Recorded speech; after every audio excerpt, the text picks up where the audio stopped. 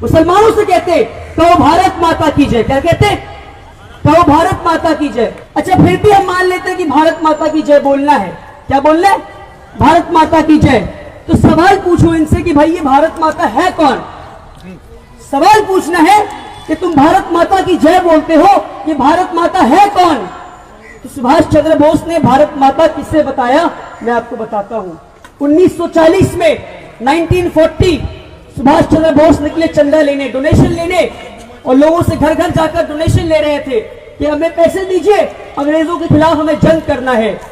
तो 1940 में एक मुसलमान यूसुफ मारफानी 1 करोड़ रुपए सुभाष चंद्र बोस को देता है, एक मुसलमान इंसान। तो उस मुसलमान इंसान के घर में एक बूढ़ी औरत बैठी होती है। वो बूढ़ी औरत जोर जोर से रोने लगती है। तो सुभाष चंद्र बोस कहते हैं, ए बूढ़ी माँ तू क्यों रोती है? तो बूढ़ी औरत कहती, मैं नाबीना हूं, मैं अंधी हूं और मेरे पास 1 करोड़ रुपए भी नहीं है, तो मैं तुम्हें क्या दूं सुभाष? काश मेरे पास 1 करोड़ रुपए होते तो मैं तुझे दे देती। वो मुसलमान बूढ़ी औरत से सुभाष चंद्र बोस कहते हैं, ए बूढ़ी माँ तू नाबीना है, तू कमजोर है, तेरे पास 1 करोड़ रुपए भी नहीं, पर तेरे पास एक नौजवान बेटा है शहनवाज खान, तू मुझे दे दे, वो मेरे फौज में दाखिल होगा। और वो शहनवाज खान कैप्टन शहनवाज खान बनते हैं नेताजी के फौज के।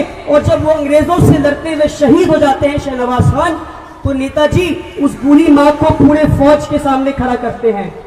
शहनवाज खान की माँ को पूरी फौज के सामने खड़ा करते हैं और कहते हैं कि हिंदुस्तान की फौज, तुम में से जिसने भी भारत माँ को नहीं देखा, इस बूढ़ी माँ को देख लो, ये है भारत माँ। मुसलमानों से कहते हो भारत माता की जय बोलो, कहते हो जय श्री राम बोलो। जय श्री राम के नाम पे लोगों को डरा रहे हो, राम का नाम बदनाम कर रहे हो तुम, राम के नाम पे लोगों को डरा रहे हो। यकीन माने आज कई लोग जय श्री राम सुनते डर जाते हैं, जय श्री राम सुनते डर जाते हैं। ये हिंदुस्तान है या रिच हिंदू कल्चर है, इस कल्चर को बिगाड़ने की कोशिश ना करो, बल्कि होना तो ऐसा चाहिए था। अगर तुम राम प्रेमी होते तो राम का नाम सुनते बच्चा बच्चा के चेहरे पे मुस्कान आ जानी चाहिए थी। तुम राम प्रेमी नहीं, तुम राम विरोधी हो।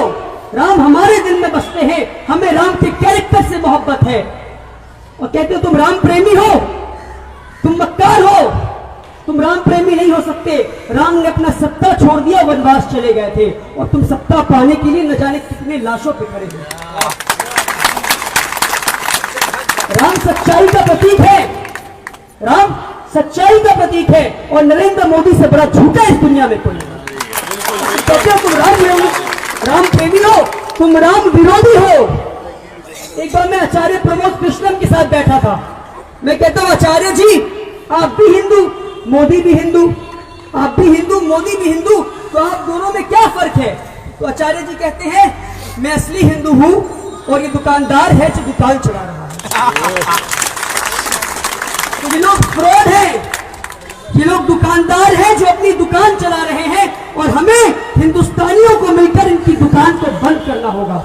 करेंगे? गीता का एक श्लोक है, वसुदेव कुटुंबकम। अभी हमारे योगी जी ने पढ़ा उस श्लोक को। इस श्लोक का क्या मतलब है? अपनी कितनी प्यारी किताब है गीता, कितना प्यारा ये श्लोक है। इस श्लोक का मतलब है the whole world is one family. पूरी दुनिया एक परिवार है, पूरी दुनिया एक परिवार है। ये गीता कहता है, कितनी प्यारी बात। अगर गीता कहता है पूरी दुनिया एक परिवार है, तो क्या हिंदू मुस्लिम एक परिवार नहीं? और हिंदुस्तान के हिंदू मुस्लिम छोड़ दीजिए, क्या पाकिस्तान के मुसलमान एक परिवार नहीं? ये मैं नहीं कह रहा कि पाकिस्तान के मुसलमान हमारे परिवार हैं, मैं नहीं कह रहा, ये गीता कह रहा है, और मैं गीता को मानता हूं, और इसलिए मैं भी कह रहा हूं कि पाकिस्तान के मुसलमान हमारे परिवार, हिंदुस्तान के मुसलमान हमारे परिवार, बांग्लादेश के मुसलमान हमारे परिवार, बल्कि पूरी दुनिया हमारी परिवार है। ये गीता कहता है। अब मोदी जी ने गीता पढ़ा नहीं, उन्होंने ये श्लोक पढ़ा नहीं, तो मोदी जी से पूछिए कि गीता का श्लोक है the whole world is one family, पूरी दुनिया एक परिवार है, इसका मतलब ये है कि या तो आप गीता विरोधी या गीता आपका विरोध है। जामिया मिल्लिया में पुलिस मासूम बच्चों पे गोलियां चलाती है। उत्तर प्रदेश में 20 से ज्यादा लोग मारे जाते हैं, आसाम में 6 से ज्यादा लोग मारे जाते हैं, और ट्विटर पे आज ऐसे लोग हैं जो ट्वीट करते हैं और लिखते हैं अमित शाह 2002 गुजरात राइट फिर से करो। ये क्या हो गया? पूरी दुनिया में ढूंढ के मुझे दिखा दे, कोई ऐसा देश नहीं मिलेगा जहां कॉमन मासेस, जहां कॉमनर्स, आम इंसान ब्रुटैलिटी को, बर्बरियत को, किलिंग्स को सेलिब्रेट कर रहा है, जश्न मना रहा है कि कोई मर रहा है। एक्सट्रीमिस्ट करते हैं, गुंडे करते हैं, चोर चक्के करते हैं। जब आम नागरिक ट्विटर पे जाके ये कहता है कि अच्छा हुआ वो मारा गया, तो मुझे इस बात पे सवाल है कि ये क्या हो गया मेरे हिंदुस्तान को, क्योंकि पूरे दुनिया में ऐसा कहीं नहीं हो रहा है। ये सिर्फ इसलिए हो पाया है क्योंकि आज ये लोग कामयाब हो गए हिंदू मुस्लिम को बांटने में, और इनको कामयाब होने हमने दिया है। हमने बताया नहीं इनको कि हमारा इतिहास क्या है, हमने बताया नहीं इनको कि हम हिंदू भाइयों से कितना मोहब्बत करते हैं। तो इन्हें पता नहीं कि what is the idea of India. अगर आइडिया ऑफ इंडिया को समझना है तो हमें जवाहरलाल नेहरू और मौलाना अबुल कलाम आजाद के रिश्ते को समझने की जरूरत होगी। मौलाना आजाद जब पहला इलेक्शन लड़ते हैं, एक मुसलमान मौलाना आजाद पहला इलेक्शन लड़ते हैं, तो नेहरू आकर उनसे कहते हैं कि आजाद, एक ऐसी कॉन्स्टिट्यूएंसी ढूंढ लीजिए आप जहां मुस्लिम मेजोरिटी में हो। तो आजाद कहते हैं पलटकर, अगर मैं मुस्लिम मेजोरिटी एरिया से इलेक्शन लड़ूं तो इस संविधान पर, इस देश पर और मुझ पर लानत है। मैं एक हिंदू मेजोरिटी एरिया से इलेक्शन लड़ूंगा और जीत कर दिखाऊंगा। And this is the idea of India. ऐसे आज मैं आपसे पूछता हूं, क्या मौलाना अबुल कलाम आजाद अगर आज 2019 में होते ये बात कह पाते? नहीं, because they have changed the idea of India. ये न्यू इंडिया की बात करते हैं। हमें न्यू इंडिया नहीं चाहिए, हमें पुराना इंडिया ही चाहिए जो था हमारा। हमें एक प्रोग्रेसिव इंडिया चाहिए, हमें न्यू इंडिया नहीं चाहिए। हमारा पुराना इंडिया बहुत अच्छा है। अगर आपको आइडिया ऑफ इंडिया समझना है तो आपको राम प्रसाद बिस्मिल और अशफाकुल्लाह खान के रिश्ते को समझने की जरूरत है। 19 दिसंबर 1927 में अशफाकुल्लाह खान और राम प्रसाद बिस्मिल को फांसी की सजा सुना दी गई। एक मुसलमान और एक हिंदू दोस्त को फांसी की सजा सुना दी गई। तो राम प्रसाद बिस्मिल अशफाकुल्लाह खान से कहते हैं कि मेरे दोस्त, तू फिक्र ना कर, हम फिर से जन्म लेंगे और इस मिट्टी के लिए फिर से जान देंगे। तो अशफाकुल्लाह खान एक मुसलमान, वो तो फिर से जन्म लेने में विश्वास नहीं करते, यकीन नहीं रखते, पूर्ण जन्म में विश्वास नहीं रखते।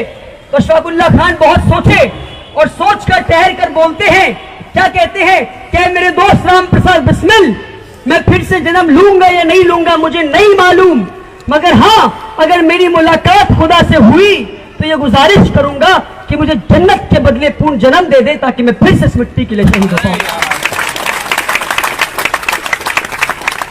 ये है हिंदुस्तान के इतिहास। रानी लक्ष्मीबाई का नाम सुना है, खूब लड़ी मर्दानी, वो तो झांसी वाली रानी।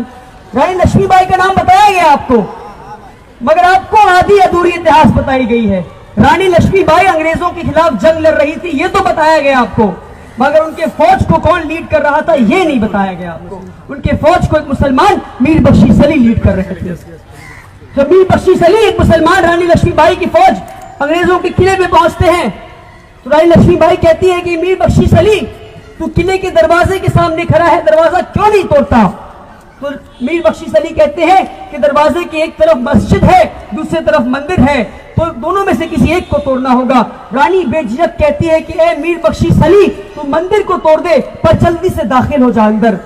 तो मीर बख्शी सली की आंखों में आंसू आ जाती हैं और वो पलट कर अपनी फौज से कहते हैं कि ए मुसलमानों की फौज, तुम्हारी रानी ने तुम्हारे मस्जिद को बचाने के लिए अपने मंदिर को कुर्बान कर दिया।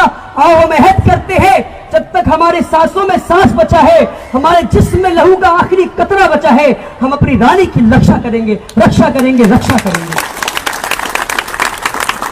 ये है हमारे इतिहास। रानी लक्ष्मीबाई शहीद हो जाती हैं। हमें बताया गया कि रानी लक्ष्मीबाई शहीद हो जाती हैं, पर उनके साथ कौन शहीद होते हैं, कौन एक और लड़की शहीद होती है, उनके बारे में नहीं बताया गया हमें। जब अंग्रेज फौज लौटते हैं तो वहां एक लाश नहीं बल्कि दो लाशें मिलती है, दो लाशें मिलती है, एक रानी लक्ष्मीबाई और दूसरी उनके सबसे करीबी दोस्त एक मुसलमान लड़की मंदराबाई का लाश। तो ये बात आपसे छुपाई गई है, आपसे इतिहास छुपाई गई है। तो what is the idea of India? Rabindranath Tagore ने दो लफ्जों में पूरा आइडिया ऑफ इंडिया लिख दिया, सिर्फ दो लफ्जों में पूरा आइडिया ऑफ इंडिया लिख दिया। और जब भी मैं ये दो सेंटेंस पढ़ता हूं, दो लाइन पढ़ता हूं, मेरे रोंगटे खड़े हो जाते हैं। सुभाष चंद्र बोस लिखते हैं, where the mind is without fear and the head is held high। हम ऐसे देश में रहे जहां बेखौफ होकर रहे और सर उठाकर चल सके। क्या आज अपने देश में ये कर पा रहे हैं? नहीं कर पा रहे हैं। आज हम खौफजदा होकर रह रहे हैं अपने देश में, क्योंकि ये लोग आइडिया ऑफ इंडिया को बदलना चाहते हैं। अब मोदी जी कौन है, योगी जी कौन है? ये गोलवलकर के फॉलोअर्स हैं। उस गोलवलकर के जिसने एक किताब लिखी, बंच ऑफ थॉट्स। उस किताब में लिखता है कि जो हिटलर ने किया वो सही किया, और मोदी जी उस किताब के फॉलोअर हैं, गोलवलकर के फॉलोअर हैं। मोदी जी सावरकर के फॉलोअर हैं, जिसने 6 एपिक्स ऑफ हिस्ट्री में एक बात लिखी कि अगर सत्ता हासिल करने के लिए औरतों का बलात्कार करना हो तो तुम कर सकते हो। मोदी जी उस सावरकर के फॉलोअर हैं। इसलिए मैं कहता हूं कि जो हिटलर की चाल चलेगा वो हिटलर की मौत मरेगा।